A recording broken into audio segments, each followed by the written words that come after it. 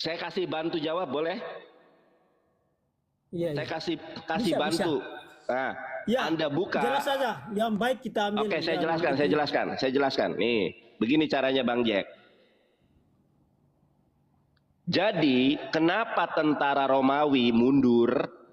Kenapa rabi-rabi Yahudi terjengkang? Kenapa orang-orang Farisi langsung kocar-kacir, mundur ke belakang dan jatuh? Karena ada di dalam Mazmur 91 dari ayat 1 sampai 16 itu adalah ayat untuk Yesus. Kita buka di nomor 9-nya. Kita lihat Bang, ini jawabannya. Kenapa tentara Romawi, rabi-rabi Yahudi itu terjatuh? Karena Yesus diselamatkan oleh Allah. Ini perikopnya dalam lindungan Allah. Ya, kalau Kristen bacanya dalam lindungan Allah. Jadi kenapa Yesus itu tidak bisa ditangkap dan kenapa tentara Romawi itu terjatuh dan mundur padahal mereka adalah pasukan elit di masanya? Karena ada kuasa Tuhan untuk melindungi Yesus. Ini ajaran, ini ayat-ayat Bible sendiri. Kita lihat nih. Abang perhatikan nomor 9. Sebab Tuhan ialah tempat perlindunganmu yang maha tinggi telah kau buat tempat perteduhanmu. Kenapa mereka terjatuh dan kenapa mereka mundur? Karena Tuhan yang disembah oleh Yesus adalah tempat perlindungan utama dan pertama. 1. Lihat nomor ke-10. Apa kata Tuhannya Yahudi dan Tuhannya Islam tentang Yesus? Malapetaka tidak akan menimpa Yesus dan tulah tidak akan mendekat kepada Yesus, kemahnya Yesus. Kenapa? Ini jawabannya. Sebab malaikat-malaikatnya akan diperintahkannya kepadamu untuk menjaga engkau di segala jalanmu. Bagaimana tentara Romawi bisa menangkap Yesus? Bagaimana orang Farisi bisa menangkap Yesus? Bagaimana rabi-rabi Yahudi bisa menangkap Yesus? Sedangkan pengawal-pengawal pasukan yang menjaga Yesus adalah pasukan-pasukan elit dari Tuhan yang dipimpin oleh malaikat Mikael. Sebab malaikat-malaikatnya akan diperintahkannya kepadamu untuk menjaga engkau di segala jalanmu. Ingat, di segala jalanmu. Ini untuk siapa? Bukan untuk Paulus, bukan untuk Daud, bukan untuk Yohanes Pembaptis, untuk Yesus. Nah, kita lihat di sini. Ini untuk siapa? Ternyata ini untuk Yesus. Mazmur 91 nomor 1 sampai 16 itu untuk Yesus. Makanya dikutip di dalam Matius 4 ayat ke-6, Lukas 4 10 sampai 11. Lalu berkata kepadanya, jika engkau anak Allah, jatuhkan dirimu ke bawah. Sebab ada tertulis mengenai engkau, ia akan memerintahkan malaikat-malaikatnya, dan mereka akan menatang engkau di atas tangannya supaya kakimu jangan teratuk kepada batu. Jadi Mazmur 91 ayat 1 sampai 16 itu, saya percaya dan yakin itu adalah ayat untuk Yesus. Bukan hanya satu ayat. Kita lihat ayat berikutnya. Mereka akan menatang engkau di atas tangannya supaya kakimu jangan teratuk kepada batu. Ini adalah ayat yang untuk Yesus. Sebagaimana dicatat di dalam Matius 4 ayat ke-6, Lukas 4 ayat 10 sampai 11. Nah, kita lihat sekarang ayat 13-nya. Singa dan ular tedung akan kau langkahi, engkau akan menginjak anak singa dan ular naga. Ini siapa? Yesus. Kita lihat nih. Kita lihat paralisasinya. Ini ada tanda bintang, diklik ini. Untuk siapa? Ternyata lagi dan lagi adalah untuk Yesus. Mazmur 91 ayat 3 Lukas berkesesuaian dengan Lukas 10 nomor 19. Sesungguhnya aku telah memberikan kuasa kepada kamu untuk menginjak ular, kalajengking, dan kuasa untuk menahan kekuatan musuh. Oke, ayat ke-14-nya, perhatikan. Sebab dia mengasihi aku. Baca ini dan ini sama saja. Anda bisa cross check juga kalau yang LAI. Sebab dia mengasihi aku, maka aku akan membebaskannya. Aku akan melindunginya karena dia mengenal namaku. Bukankah ada di dalam gospel nama yang telah diberikannya kepadaku, kata Yesus. Jadi yang mengenal nama Tuhan adalah Yesus. Ternyata Tuhan menjanjikan keselamatan untuk Yesus dibebaskan dari penyaliban. Ini ayatnya ini. Sebab dia mengasihi aku, maka aku akan membebaskannya. Aku akan melindunginya karena dia mengenal namaku. Kita lihat ayat ke-15-nya. Ketika dia akan berseru kepadaku, aku akan menjawabnya. Aku akan bersama dia dalam kesusahan. Aku akan meluputkannya dan memuliakannya. Kita lihat ayat ke-16. Ini untuk Yesus juga. Dengan panjang umur akan kukenyangkan dia dan akan kuperlihatkan kepadanya keselamatan daripadaku. Tidak ada nabi yang panjang umur kecuali Yesus. Dengan panjang umur akan kukenyangkan dia. Saya Islam, saya Muslim, saya orang beriman, percaya dan yakin betul bahwa Mazmur 91 ayat 1 sampai 16 adalah untuk Yesus. Ini berbicara tentang Yesus selamat dari penyaliban. Dengan panjang umur aku akan kenyangkan dia dan dia akan dibebaskan dari mara bahaya. Nah, coba abang perhatikan ini. Coba abang perhatikan ya, satu narasi lagi. Bang, Yesus sejak kecil di bait Allah. Usia 13 tahun sampai 30 tahun menghilang karena dia belajar Mikra, karena dia belajar Misnah, karena dia belajar Talmud di Bait Hamikdash. Aneh bin ajaib, rabi-rabi Yahudi ketika, nih saya tunjukkan dasar nih ya, sebentar. Rabi-rabi Yahudi itu tidak mengenali Yesus, malah nanya, siapa yang kau cari? Yesus dari Nazaret. Padahal yang ada di depannya adalah Yesus.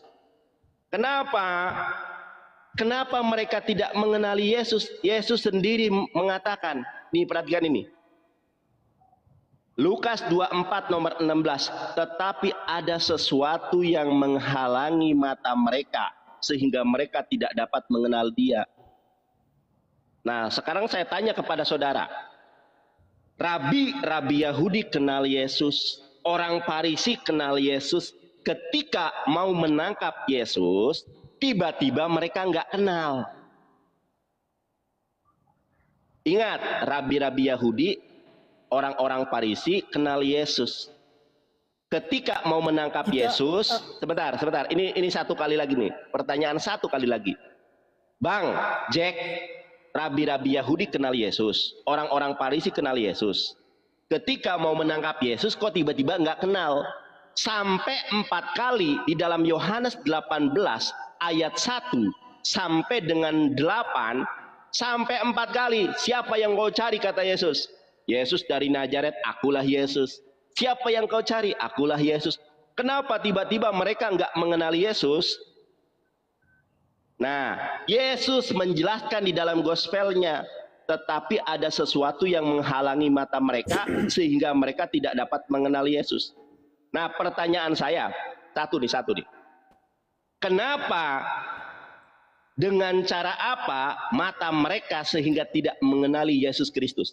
Dengan cara apa sehingga mereka tidak mengenali Yesus? Apa yang menghalangi mereka sehingga mereka tidak mengenali Yesus? Sebagaimana disebutkan di dalam Lukas 24 nomor 16. Nih bang, perhatikan ini. Dengan cara apa tetapi ada sesuatu yang menghalangi mata mereka? Dengan cara apa sehingga mata mereka terhalang dari melihat Yesus? Bahkan mereka tidak mengenali Yesus. Dengan cara apa? Saya tanya nih. Ya. Dengan cara apa mata mereka dihalangi mengenali Yesus? Jawab. Ya. Dengan logika ya. Hah? Oh, gini Dengan Bang. logika. Jangan pakai logika. Ya, Coba Mas, Anda buka. Sebentar Bang. Baik. 1 Korintus. Setelah ini Anda boleh jawab sampai 5 menit, 10 menit. Abang buka terlebih dahulu 1 Korintus 4 ayat ke-6. Baca dulu. 1 Korintus 4 ayat ke-6. Setelah ini saya tidak akan potong. 1 Korintus 4 ayat ke-6 baca. 1 Korintus apa? Korintus itu perjanjian baru. 1 Korintus 4 Maksudnya ayat ke-6. Korintus ayat berapa ya? 1 Korintus 4 nomor ke-6.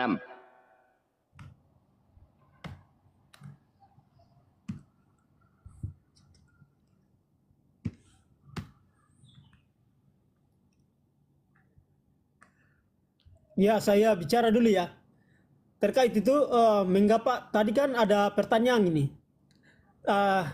Kenapa Dibaca dulu itu Bang, baca itu dulu. mengapa orang-orang tidak mengenal Yesus berkali-kali? Kita tahu bahwa di dunia ini ada kuasa kegelapannya atau iblis. Iblis tidak mau untuk menangkap Yesus itu. Makanya kita tahu bahwa ini adalah pekerjaan si iblis itu.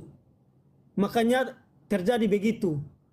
Makanya kita harus tahu ayat-ayat lain bahwa Yesus sebelum itu Yesus sudah kasih tahu murid-muridnya bahwa dia akan mati dan bangkit. Ini ayat-ayatnya ada kok. Mengapa kalau Yesus ini benar-benar tidak disalib? Gini aja, nih saya tunjukkan nih. Saya kan tadi minta 1 Korintus 4 ayat ke-6. Abang buka dulu 1 Korintus 4 ayat ke-6. Lihat di situ. Makanya ayat-ayat ini saling melengkapi. Jangan kita bawa ayat 1 untuk memberi persoalan. Makanya coba kita harus buka tahu dulu. Bahwa Abang Jack itu 1 Korintus 4 ayat ke-6 dibaca dulu. Nanti abang jelaskan apapun terserah. 1 Korintus 4 ayat ke-6 dibaca dulu, nanti saya akan mendengar apapun yang Anda nyatakan.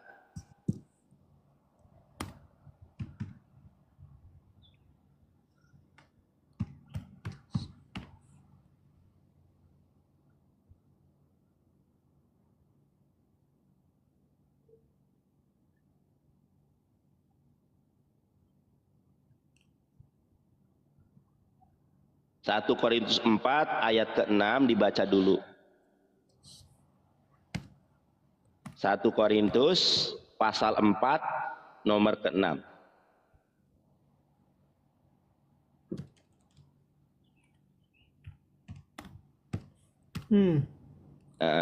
Coba dibaca Abang Jack. Saudara-saudara ini kah? Iya betul, saudara-saudara yang ya. Terus coba dikencengin bacanya.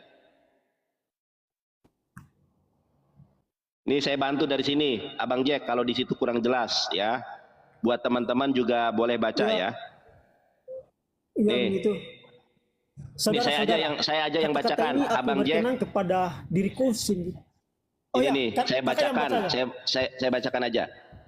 1 Korintus 4 nomor ke-6. Saudara-saudara, kata-kata ini aku kenakan pada diriku sendiri. Ini kata Paulus loh, Rasul Paulus yang diimani oleh Katolik dan Protestan.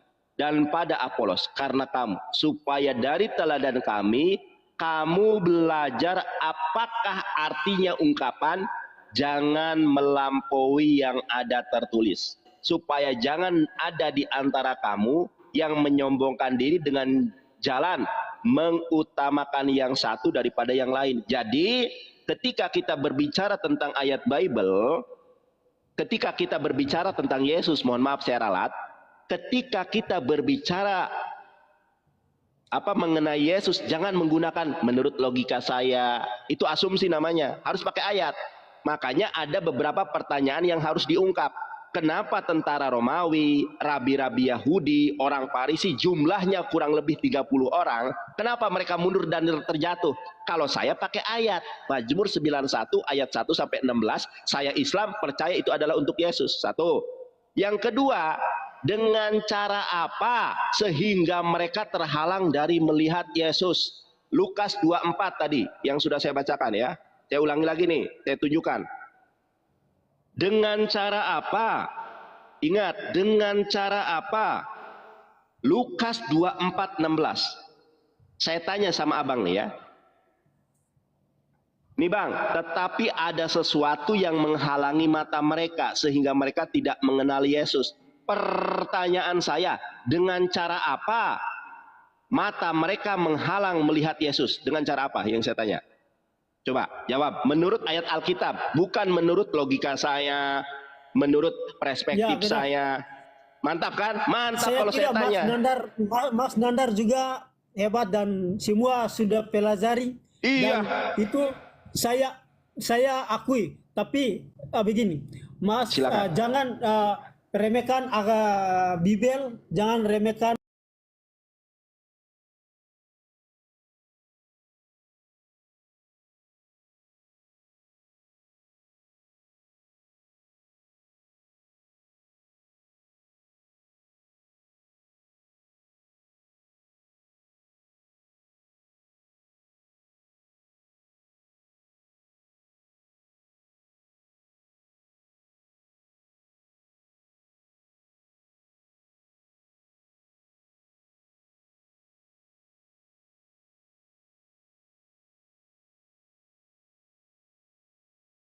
Sala Isa indallahi kama sali Adam. Bukan itu. Sorry. Itu Quran surat Al-Imran. Sebentar. Itu Quran surat Al-Imran. Sabar bang, sabar. Quran surat An-Nisa ayat 157. Wa qaulihim inna qatalnal masyiha Isa ibnu Maryam Rasulullah. Apa kata Allah? Wa ma qataluhu wa ma solabuhu walakin subbihalahum. Dan perkataan mereka, orang-orang Yahudi dan Romawi, kami telah membunuh Yesus Kristus, ya, Isa Al-Masih putra Maryam, Rasulullah. Apa kata Allah? Mereka tidak membunuhnya, mereka tidak menyalibnya, walakin subbihalahum. Yang mereka bunuh, yang mereka salib adalah orang yang diserupakan dengan Yesus. Nah, sekarang saya tanya kepada Anda, Lukas 22 nomor 16, dengan cara apa mereka terhalang mengenali Yesus? Itu satu pertanyaan saya. Tolong jawab. Lukas 22 nomor 16, dengan cara apa? Dengan kuasa semacam apa sehingga mereka terhalang untuk mengenali Yesus? Jawab. Ya, saya tadi sudah bilang bahwa ini pekerjaan iblis. Maka mereka, ya benar. Karena dia di sini tujuannya untuk menyelamatkan umat manusia. Makanya ini Abang pekerjaan tahu nggak ayatnya, si iblis Bang? untuk menutupi orang. Makanya Di mana ayatnya? tidak mengenal Yesus itu. Ya, di mana Tapi ayatnya? dengan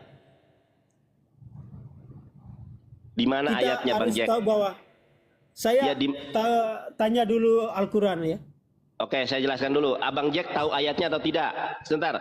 Abang Jack tahu ayatnya atau tidak? Kalau tidak tahu, saya kasih tahu ayatnya.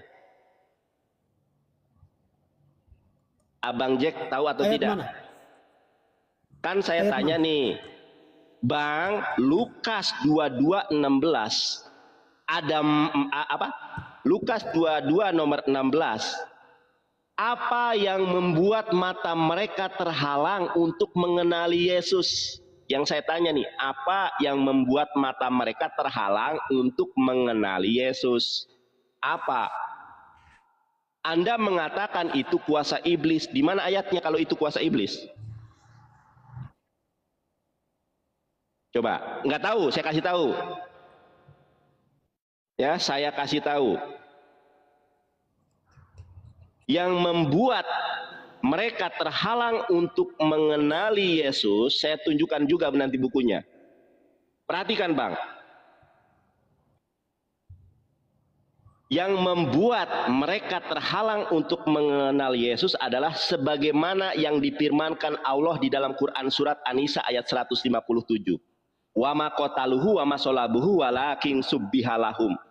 Mereka mereka tidak menyalib Yesus, mereka tidak membunuh Yesus, yang mereka bunuh adalah orang yang diserupakan dengan Yesus dan Yesus berubah rupa. Benar nggak pernyataan Quran? Sebentar Bang, saya tunjukkan ayatnya. Saya nggak mau berasumsi. Benar nggak kata Quran kalau Yesus itu berubah rupa?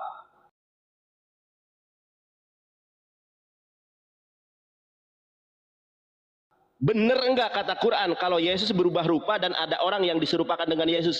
Bener enggak kata Quran? Ini jawabannya di dalam Bible. Jadi kenapa, abang catat baik-baik ya, catat baik-baik. Kenapa mereka di dalam Yohanes 18 ayat 1 sampai 8 tidak mengenali Yesus? Karena Yesus berubah rupa. Kalau Anda mengatakan itu kuasa iblis, Yesus yang berubah rupa sendiri, berarti Anda mengatakan Yesus iblis gitu. Jangan bang, kita sama-sama beriman kalau Yesus adalah Nabi Allah. Yesus adalah orang mulia. Nggak boleh mengatakan Yesus adalah iblis. Abang perhatikan, Matius 17 nomor kedua. Kenapa mereka terhalang untuk mengenali Yesus? Karena Yesus berubah rupa. Lalu Yesus berubah rupa. Matius 17 nomor kedua. Markus 9 ayat kedua. Lalu Yesus berubah rupa di depan mata mereka. Kalau sudah berubah rupa bagaimana kenal? Lukas 9:29. Ketika ia sedang berdoa, ini dia berdoa di Taman Getsemani di malam ketika dia mau disalib. Ketika ia sedang berdoa, rupa wajahnya berubah. 3 ayat berbicara tentang Yesus berubah rupa. Ada nggak ayat lain? Ada. Di mana? Di dalam Markus 16 nomor 12. Apa di sini dikatakan? Sesudah itu ia menampakkan diri dalam rupa yang lain kepada 2 orang dari mereka ketika keduanya dalam perjalanan keluar kota. Ini ayat Bible. Sekarang kita lihat ya secara sejarah kekristenan menguak Injil-Injil rahasia. Kebetulan abang ganteng dari NTT dari Timur Leste ini adalah Katolik. Bang, Anda kenal nggak dengan Romo Anda ini? Namanya Desi Ramadhani SJ, dosen tafsir kitab suci di Sekolah Tinggi Filsafat Dria Jakarta. Pernah mengenyam pendidikan teologi di Universitas Gregoriana Roma Itali dan spesialisasi bidang kitab suci di Pontifium Institutum Biblicum Roma. Ini orang Katolik ya. Meraih gelar doktor ya, bukan dokter. S3 ini, doktor teologi di bidang kitab suci di Jesuit School, Berkeley, California, Amerika Serikat. Ini pastor bang, Romo kalau di Indonesia. Kita lihat nih, menurut Romo, bener enggak Yesus itu berubah rupa? Nih, lihat nih. Menurut Basilides, Yesus menyerahkan salibnya kepada Simon dari Kirene dan dengan suatu cara Yesus berhasil mengelabui mata semua orang ketika Yesus meminjamkan bentuk raganya kepada Simon pada saat penyaliban. Yesus memandang kejadian itu sambil tertawa dan sesudah itu ia naik kembali kepada Bapaknya. Kisah tentang Yesus yang tertawa ini terdapat dalam dokumen. Dokumen apa? Dokumen Laut Mati, dokumen Nag Hammadi, The Second Text of the Great Set, Wahyu Petrus dalam bahasa Koptik, halaman 83, 82-83. Temuan terakhir Injil Yudas juga mengisahkan hal yang serupa. Jadi menurut sejarah memang Yesus itu berubah rupa. Dia meminjamkan bentuk raganya kepada salah satu muridnya. Kenapa? Lukas 22:16 mata mereka terhalang dari mengenali Yesus. Yohanes 18 ayat 1 sampai 8. Kenapa kenapa rabi-rabi Yahudi orang Farisi nggak kenal Yesus? Karena Yesus sudah berubah rupa. Kenapa mereka terjatuh? Mazmur 91 ayat 1 sampai 16. Oke, sekarang Anda bertanya tentang saya. Ya. Baik, ini semua menambah wawasan kita ya. Terima kasih atas penjelasan. Ini semua kita pelajari. Makanya saya mau bertanya, boleh, di tanya. Al-Quran juga mengapa di ayat mana ini? Tertulis bahwa Yesus mati di surat Maryam ya. Yesus hidup, mati dan bangkit. Di situ ada tertulis itu. Mengapa tertulis begitu dan mengapa tulis begitu? Yesus pernah mati atau Isa itu pernah mati? Meskipun ada perbedaan kelahirannya dan itu berbeda, tapi niatnya untuk itu Yesus itu. Bagaimana penjelasan terkait itu? Maknanya dari pernah hidup, mati dan bangkit. Mengapa di Al-Quran itu tertulis begitu? Baik ya. Di surat Maryam atau bagaimana? Ini nggak usah ngajari saya sudah tahu. Saya berdebat Oke. dengan, ya, saya Lanjut. itu berdebat dengan Kristen dari sejak saya masih muda. Di usia saya 17 tahun, sweet 17, saya sudah berdebat dengan Kristen. Saya tahu. Lanjutlah. Penjelasan Oke. aja, Kak. Baik, yang Anda maksud itu adalah Quran surat Maryam ayat 33. Saya tunjukkan ayatnya. Iya, saya mah tahu, saya tahu itu. Oke, di sini ya. Saya tunjukkan Quran surat Maryam ayat 33. Abang tahu nggak, saya itu dulu kuliah di Universitas Muhammadiyah Sidoarjo, kuliah di Universitas Islam Negeri Sunan Ampel Surabaya, kuliah di Stai Ali Al Akbar Surabaya jurusan Quran. Cuma 2 semester kalau di Stai Ali Al Akbar Surabaya. Jadi saya, guru-guru saya itu orang-orang profesor semua. Oke. Saya tunjukkan ayat ke-33. Ini ayat yang Anda maksud. Perhatikan. Quran surat Maryam, Quran surat 19 ayat ke-33. Wassalamun alayya yauma yulidtu wa yauma amutu wa yauma uba'atu hayya. Dan kesejahteraan semoga dilimpahkan kepadaku pada hari kelahiranku, sepakat. Pada hari wafatku, sepakat. Dan pada hari aku dibangkitkan hidup kembali. Oke ya. Umat Islam percaya ayat ini. Oke. Tapi Kristen salah di dalam menafsirkan Quran. Menafsirkan Quran dengan Bible yang mana Al-Quran sendiri menolak.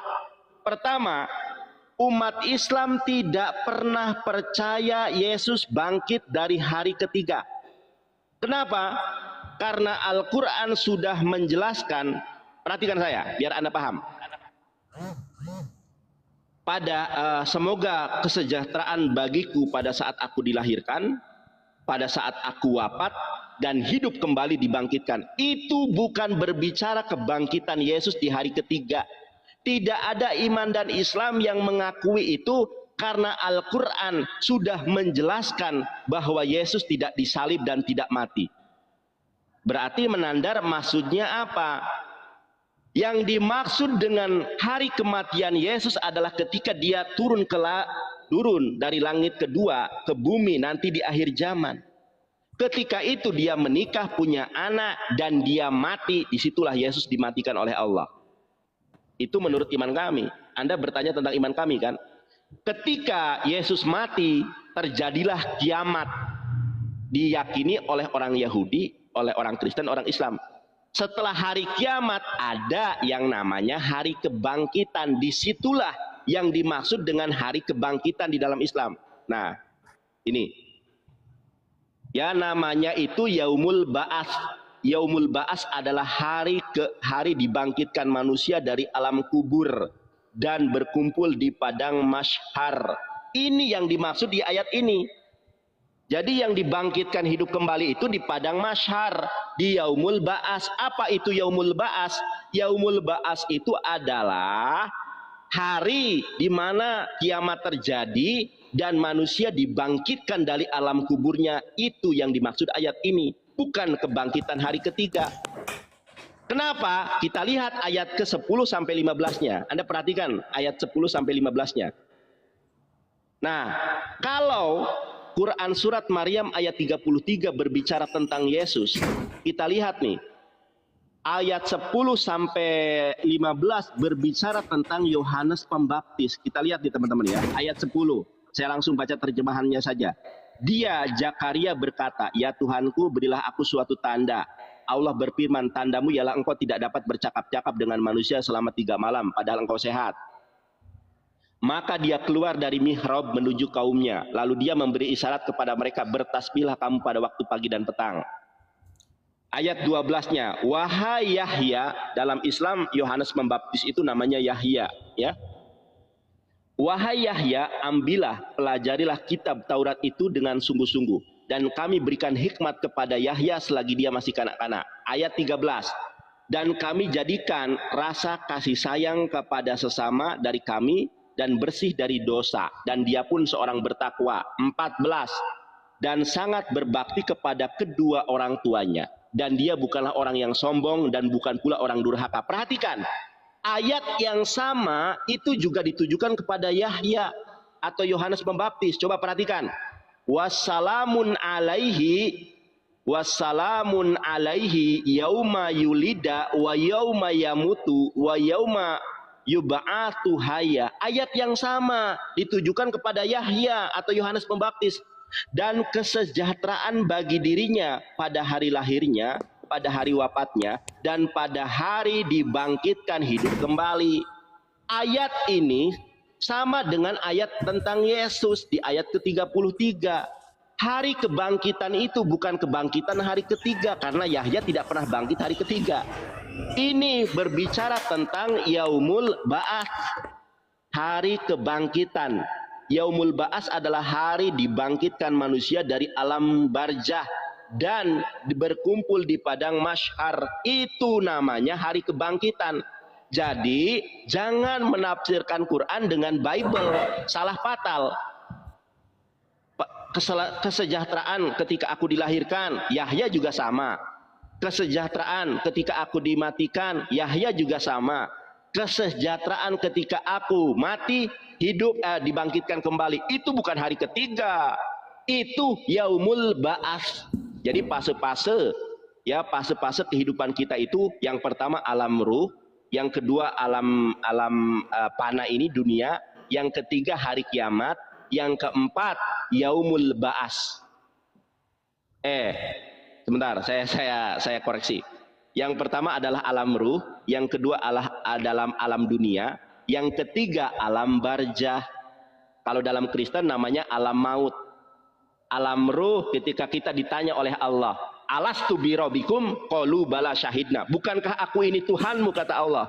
Rohnya Yesus, rohnya Musa, rohnya Nabi Muhammad, dan roh kita semua berkata, qalu bala syahidna. Benar ya Allah, Engkau adalah Tuhan kami. Kenapa mereka diikat dengan sebuah janji ini? Biar mereka di akhirat nanti tidak berkata, kami tidak mengenal Allah. Biar mereka tidak lengah. Kamu sudah berjanji di alam ruh. Setelah di alam ruh, ada namanya alam dunia. Yang kita sedang lakoni sekarang alam dunia. Nah, setelah mati, ada namanya alam barzah. Kalau dalam Kristen, alam maut. Ketika alam barzah terjadi, nanti di akhir zaman kiamat. Setelah kiamat, trompet terakhir ditiup. Ketika trompet terakhir ditiup, dibangkitkanlah manusia dari alam barzahnya. Ketika dibangkitkan, manusia bermodel macam-macam. Ada yang muka babi, ada yang muka gogok. Ketika Nabi Muhammad dibangkitkan, maka yang dia cari bukan istrinya, yang dia cari bukan ibu dan ayahnya, yang dicari umatku, umatku. Yesus juga dibangkitkan di padang mahsyar, namanya Yaumul Ba'ats. Jadi jelas yang dibangkitkan itu bukan di hari ketiga. Islam menolak. Quran surat An-Nisa ayat 157. Okay. Paham sampai sekarang? Sampai di sini paham ya? Iya, inilah perbedaan. Makanya kita untuk mengenal Tuhan itu semua saya jangan melebar ke mengenal Tuhan. Abang Jack, jangan melebar ke mengenal Tuhan. Anda bertanya tentang Islam, tentang hari dibangkitkan, itu namanya Yaumul Ba'ats.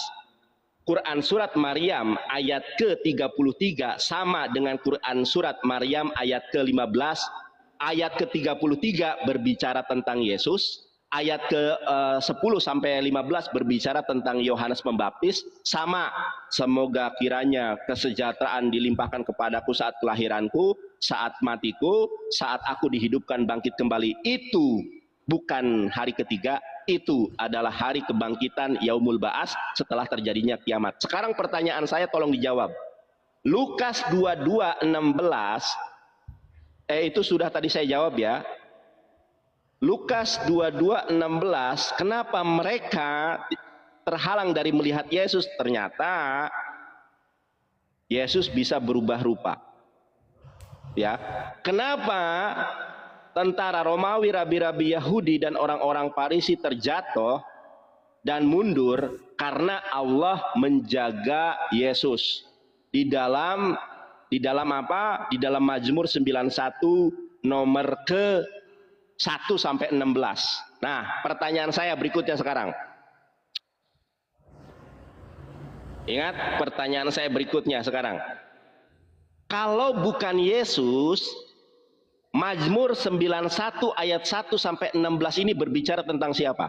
Itu pertanyaan saya. Saya kunci dengan ini pertanyaan.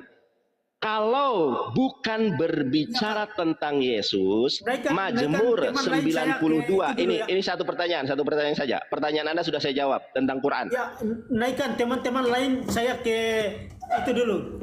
Kemana? Saya ke Kemana dulu, Bang? Bang? tempat Kemana? ke buang air dulu. Kemana, Bang? Ya, naikkan teman lain dulu. Buang air kecil atau air besar? Ya. Hah? Ini dulu, Abang? naik teman lain dulu ya. Halo, Bang?